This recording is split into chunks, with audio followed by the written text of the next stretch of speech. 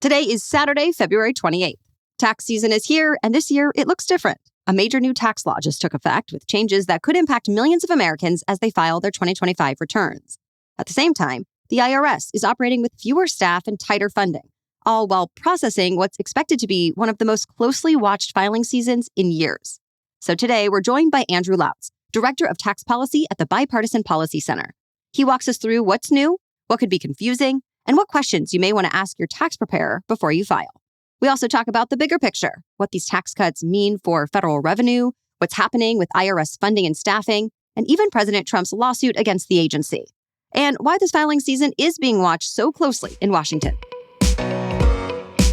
Welcome to the Newsworthy Special Edition Saturday, when we sit down with a different expert or celebrity every Saturday to talk about something in the news. Don't forget to tune in every Monday through Friday for our regular episodes, where we provide all the day's news in less than 15 minutes. I'm Erica Mandy. It's now time for today's Special Edition Saturday.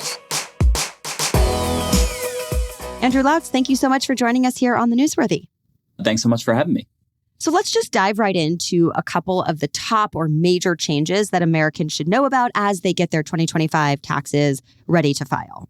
This is a big tax filing season because Republicans in Congress and President Trump signed into law the One Big Beautiful Bill Act. And as a result of that, the law made several changes that were essentially retroactive to January 1st, 2025. And policymakers did that because they wanted taxpayers to be able to claim some new deductions and credits this year. And so a couple of highlights are a larger standard deduction. This is what 85 to 90% of taxpayers take when they file their federal taxes. That's $750 larger for a single taxpayer, $1,500 larger for a married couple. Larger maximum child tax credit. So if you claim the child tax credit for your kids, the maximum is $2,200 per child instead of $2,000 per child. And then we have new deductions as well for tip income, overtime income, auto loan interest deduction on a new Made in America vehicle, and a larger deduction for seniors 65 and older as well. So reports have said this could lead to bigger federal refunds. Do you agree with that? And then also, does it make the returns a little more complex to figure out before you get those refunds? I think for the vast majority of taxpayers, filing is going to be much like it was in previous years, especially if you have a relatively simple return and if you claim the standard deduction and if you're filing electronically and you're receiving a refund through direct deposit. This year might look a lot like last year. It could be more complex if you're claiming one of these new deductions. Even though something like no tax on tips or no tax on overtime can fit on a bumper sticker, there are a lot of terms and conditions apply. Taxpayers have to read the fine print. In terms of the refund size, I do agree with some of the professional estimates that it's going to be larger. On average, it'll probably be several $100s larger than usual. In recent years, the average refund size has been about $3,000. So, expect that to be potentially north of $3,500. We don't expect the majority of taxpayers to claim the tips deduction, but for those that do, it could be a tax cut in the thousands of dollars. Anything that either already is causing some confusion or that you anticipate is going to be a major thing that needs to be cleared up? Anything standing out in terms of that? I feel like the tips deduction has gotten a lot of the media attention and a lot of attention from the president and other policymakers. But the overtime deduction is actually expected to be bigger than the tips deduction in terms of its impact on the federal budget, how many taxpayers claim that deduction. I think there's a lot of confusion around just who qualifies for the overtime deduction. It has to be a Fair Labor Standards Act overtime. So if it's state mandated overtime sort of above and beyond FLSA, or if it's union negotiated overtime above and beyond FLSA, it's probably not eligible for this deduction. I think also some taxpayers don't know that it's actually a deduction for the halftime bonus you get in the time and a half pay that you get in overtime. So it's not just a deduction for the entire time and a half pay. It's just for that half bonus that you get during overtime. And for any parents listening, can you go over the changes for them potentially a little bit more? Sure. So the major change for parents is a larger child tax credit. In recent years, the credit has been a maximum of $2,000 per child. There was that 1 year in 2021, the expansion under Democrats and President Biden. It grew to $3,000 per child, $3,600 for young children. But that was just for 1 year only in 2021. After that, it dropped back down to $2,000 per child. Under the new law, the child tax credit is a maximum of $2,200 per child. So that's a $200 per child boost for a lot of families. increase. And actually, in future years, for the first time, that's going to grow with inflation. If you set aside money in an FSA for dependent care through work, your maximum amount you can set aside has actually grown from $5,000 to $7,500. So that's another change that won't affect taxpayers and parents this filing season, but could help them afford the rising cost of childcare. For anyone who listens to all this and just finds it confusing or overwhelming and really just depends on their accountants to figure it all out, any specific questions or kind of talking points that they should bring up with their accountants, even if they don't know all the details? Yeah, that's a great question. I would, if I were talking to my accountant or my tax preparer, I would ask them, hey, what are the new benefits from last year's tax law? Am I eligible for any of them? I think sometimes you don't know if you don't ask, and your accountant or your preparer should know the right questions to ask you, like, hey, did you buy a new car last year? Did you take out a loan on a new car? Because then you might be eligible for the auto loan interest deduction. Or did you work overtime at work? And if you worked overtime, was this FLSA overtime or was it not? I think the simplest question you can ask is, what are these new deductions and credits, and might I be eligible for any of them? I also know the IRS has removed its free online direct file program. Is there any impact to that? And what are alternatives for people if they need them? We're still getting data on how direct file worked. It certainly wasn't a majority of taxpayers using the direct file program, since the IRS was still kind of building it from the ground up. In terms of alternatives, two I would flag. One is that the IRS does still have a free file partner program with private sector partners, and that's restricted based on your income, and you have to be in a relatively simple tax situation to be able to take advantage of that program. I'd also point folks to taxpayer assistance centers and volunteer income tax assistance centers. These are where volunteers help folks who need some assistance but maybe don't have the resources to pay an accountant or pay for TurboTax or H&R Block. We've seen a lot of debate about tax cuts for the rich. We're seeing some of these cuts and higher deductions for the average American. How does that compare to tax cuts for the wealthy, and what should people know about that?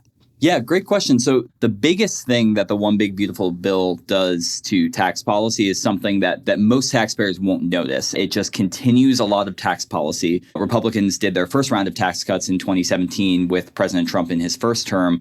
They scheduled a lot of the individual tax cuts to expire on December 31st, 2025. And so the big motivation last year was preventing a lot of these tax cuts from expiring. What the One Big Beautiful Bill does is makes the vast majority of those tax cuts permanent. And those are a mix of tax cuts that benefit middle-income taxpayers and benefit wealthier taxpayers. So when you think about, for example, a higher exemption for the estate tax, or making sure fewer taxpayers are hit by the alternative minimum tax, those are some changes that are going to benefit high-income taxpayers more than middle and low-income taxpayers. Another that I'll flag is the higher state and local tax or SALT deduction cap. The SALT cap was $10,000. That means if you itemize your deductions, you could only itemize up to $10,000 of state and local taxes. That cap has been lifted to $40,000 this year. Your folks out there who are paying $20,000, $30,000, $40,000 in state income and local property taxes are typically higher income taxpayers. And while it's nice for individuals, obviously tax cuts means less revenue for the government. We've seen the IRS have its funding cut repeatedly. Is that likely to impact how quickly Americans can expect their refunds? And then also, what are the just broader implications, both short and long term, of some of these cuts? The IRS is funded through September 30th, 2026. And there's good news in the bill that Congress passed to fund the IRS. There's an increase in funding for taxpayer services. There's also some bad news that lawmakers cut operations funding at the IRS. The IRS does have a pot of funding that they can draw on that might help backfill some of those needs. But the funding cuts do have an impact. And there's also been major staff reductions at the IRS. 20 to 25% of the staff that were in place at the beginning of 2025 were gone by November. And so when you have those massive staffing cuts, when you have a relatively slow hiring process, which is what we've heard is happening at the IRS the last couple months, and when you have all these funding cuts in place, it does challenge the agency. Now, again, my optimistic take is that if you have a simple return, it should be hopefully a smooth process. You should get your refund fairly quickly. But if you have questions for the IRS, if you have to fill out a lot of complicated returns and different schedules on your form, it may take longer to work with the IRS than usual, just because they are facing all these constraints.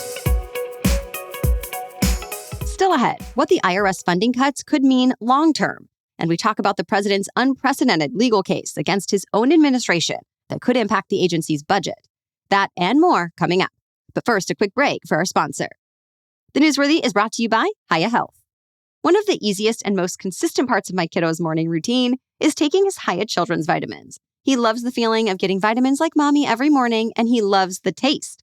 I honestly thought the novelty of it would wear off eventually, but we're now 2.5 years in, and he's still loving and benefiting from both the children's vitamins and Hiya's children's probiotics. Of course, I appreciate that Hiya's chewable vitamin is supporting his immune system, energy, brain function, teeth and bones, and more. And that Hiya earned Clean Label Project's highest Purity Award certification.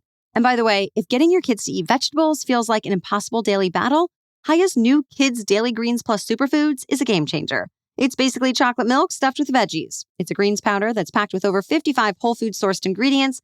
Just mix 1 scoop with milk or any non-dairy beverage and watch them actually enjoy something that's secretly fueling their growing bodies. We've worked out a special deal with Hiya for their best-selling children's vitamin.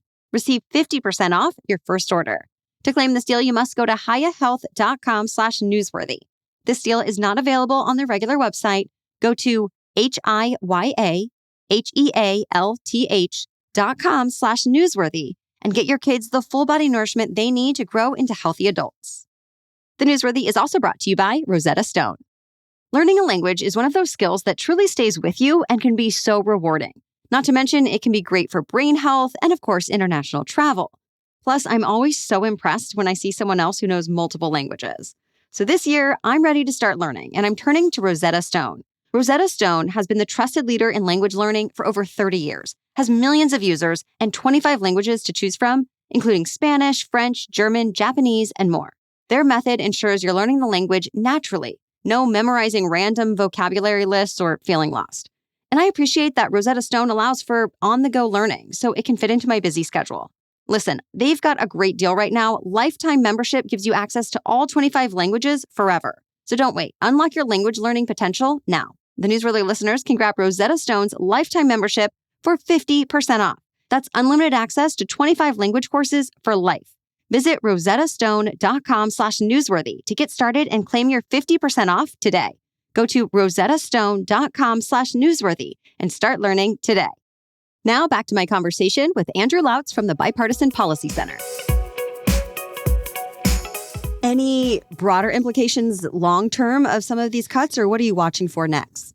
At BPC, we believe the IRS needs to be robustly funded to serve its mission. It's one of the few government agencies tens of millions of Americans interact with on an annual basis. There is a concern that if the funding doesn't keep up in the years ahead, that the IRS will continue to lag behind private sector tax services in terms of what it can offer taxpayers. There's also a risk that there's trouble manning the phone lines, and that as Congress continues to tinker with the tax code, the more Congress asks IRS to do without actually providing the funding to do it, the harder it gets for the IRS to deliver tax credits and deductions and other benefits that people are eligible for. We have a large tax gap in this country. That is the gap between taxes that are owed to the IRS and taxes that are actually paid. Some of that is people making honest mistakes. Some of that is people essentially trying to evade taxes. And so it becomes easier for folks to cheat the system long term. We don't want that tax gap to grow. We want it to shrink.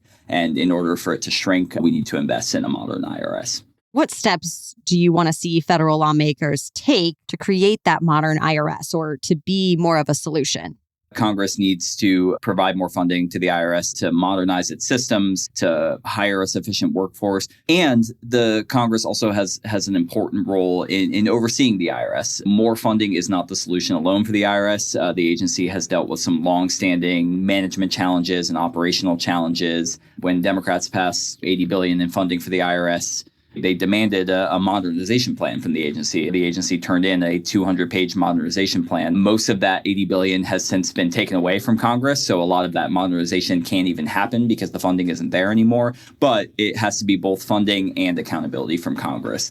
And when we're talking about funding, I think we have to address that President Trump is suing the IRS and Treasury Department for $10 billion, at least, over his tax records being leaked during his first term. Now, this is unprecedented that a sitting president is suing his own administration, right? Can you speak to why this is unprecedented, what you're watching for in the case, and then the ultimate outcome on funding for the IRS and the Treasury Department if $10 billion is paid? It's definitely an unusual case, something that I have not seen in my time following tax policy developments and following developments at the IRS. It goes without saying, $10 billion is a lot of money, and $10 billion actually would be close to the entire IRS budget for this current fiscal year 2026. Congress just passed an $11.2 billion budget for the IRS. In the scope of the broader federal budget, which is trillions of dollars every year, and our national debt, which is approaching $30 trillion, it's a relatively small blip on the radar. So I don't think it's actually going to materially impact our debt and deficit and fiscal outlook. But it is a lot of money. And yeah, it would be almost as much as the entire IRS budget for this year. And just so people are clear, whenever we're talking about government money like this is taxpayer dollars. Yes. So we have a persistent gap in our country in what the government spends versus what it takes in. We're running roughly $2 trillion deficits pretty much every year now, and that's the projection going forward as well. So how we cover that spending is primarily tax revenue, and then it's also borrowing from others. It's from taxpayers, it's also from our creditors, but yeah, a lot of it comes from you and me as federal taxpayers. As we wrap up, anything else that people should be paying attention to now that tax season is underway? This is probably the most highly anticipated tax filing season since 2022. So this might be the most anticipated tax filing season since that pandemic tax filing season. And in some sense, there's even more new programs in place this year. A lot of policymakers in Congress and in the White House are interested in the results of this filing season, seeing people get larger refunds or new deductions or credits. So there's going to be a lot of attention on this, and we will be following it closely. Thank you so much to our guest, Andrew Lautz, and the Bipartisan Policy Center. As always, join us again during the week to get caught up on the news of the day. We provide daily news roundups each Monday through Friday with a wide variety of stories, all in less than 15 minutes. So we'll be back on Monday. Until then, have a great rest of your weekend.